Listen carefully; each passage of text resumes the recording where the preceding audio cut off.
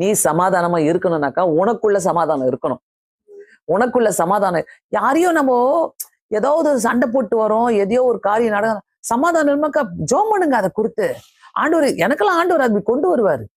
கொண்டு வரதுக்கு நிறுத்துவார் என் முன்னாடி. அப்ப நான் சரிப்படுத்துவேன் அதை. ஆண்டவரே எஸ், இதுல காட்டுங்க. இன்னைக்கு எடுக்கிற வசனங்களே பாத்தீங்கன்னா, நியாயம் விசாரிக்கிறவர், நீதிபதியா இருக்கிறவர், அன்பை கொடுக்கிறவர், அன்புக்கு இருமாப்பு இல்லை, அன்பு பொறாமப்படாதுன்னு பார்த்தோம். அதேதான் சமாதானமும்.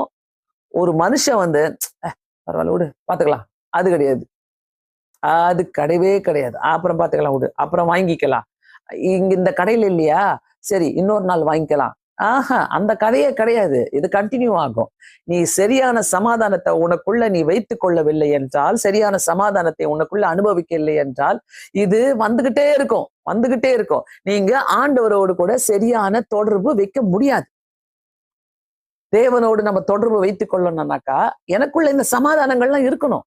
எனக்குள்ள இந்த சமாதானம் இருந்தாதான் நான் தேவனோடு கூட நான் தொடர்பு வைத்துக் கொள்ள. முட்டி போட்டாலே ஆண்டவர் நம்ம ஜெபத்தை கேட்டுருவாரா? அப்ப எதுக்கு இந்த மேட்டர்லாம் நம்ம முன்னாடி கொண்டு வருவார்? மனுஷனால செய்ய முடியாதுங்க. மனுஷன் சுவிட்ச் ஆன் பண்ணி ஸ்கிரீனை போட்டாதான் அந்த படத்தை நீங்க பார்க்க முடியும். கர்த்தர் அப்படி கிடையாது. நீ முட்டி போடு, நீ ஒழுங்க, நீ பைபிளை திறந்து உட்காருங்களேன். சும்மா 23ஆம் சங்கீதத்தை வாசிங்க. கர்த்தர் என் மேய்ப்பராய் ஆரம்பிக்கிறதுக்குள்ள கர்த்தர் சுவிட்ச் ஆன் பண்ணிட்டு இதா நீ பாரு உனக்கு சமாதானம் இல்லை பாரு காட்டிடுவாரு. ஆண்டவர் அப்படி. எத்தனை பேர் நீங்க உணர்றீங்கன்னு தெரியல.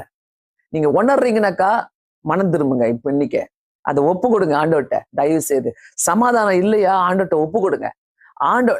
நான் பெரிய ஆளு, சின்ன ஆளு, நான் இப்படிப்பட்ட ஆளு, அதெல்லாம் தேவையில்லை. ஆனா உங்களுக்கு சமாதானம் இல்லைனாக்கா ஃபர்ஸ்ட் அத நல்லா நீங்க உட்காந்து யோசித்து ஜெபம் பண்ணிட்டு தைரியத்தை கேளுங்க ஆண்டவர்கிட்ட. ஆண்டவரே எனக்கு தைரியம் வேணும், நான் சமாதானத்துக்குள்ள இருக்கணும் ஆண்டவரே சொல்லிட்டு உங்களுக்கு தைரியத்தை கேளுங்க. அந்த தைரியத்தை கர்த்தர் தருவாரு. கர்த்தர் வந்து அதை வழி நடத்துவாரு. கர்த்தர் வந்து என்னைக்குமே நம்ம ஜெபிக்கிற ஆளு. நான் வந்து சிலர்லாம் பாத்தீங்கன்னாக்கா பிரசங்கம் பண்ண பயப்படுவாங்க, ஜெபம் பண்ண பயப்படுவாங்க. ஏன்னாக்கா இதுலலாம் சரி இருக்க மாட்டாங்க. யோசிப்பாங்க, ஐயோ நம்மளுக்கு வந்து அந்த பிரச்சனை எல்லாம் இருக்குது, ஐயோ நம்மளுக்கு இப்படிலாம் இருக்குது, அதனால நம்ம ஜெபம் பண்ணக்கூடாது, நம்ம வந்து ஓரமா ஒதுங்கிக்கலாம், அதெல்லாம் சரியாயிட்ட பிறகு நான் வரேன்னுவாங்க. அது என்னைக்கு சரியா வருது, என்னைக்கு நம்ம சரிப்படுத்துது, என்னைக்கு வந்து நம்ம சமாதானமா ஆவருது? பிரியமானவர்களே, ஆவியானவர் பேசுறாருனாக்கா ஆவியானவர் தாங்க. ஆவியானவர் பேசும்போது நம்ம நெக்லெக்ட் பண்ணிட்டு போகவே முடியாது.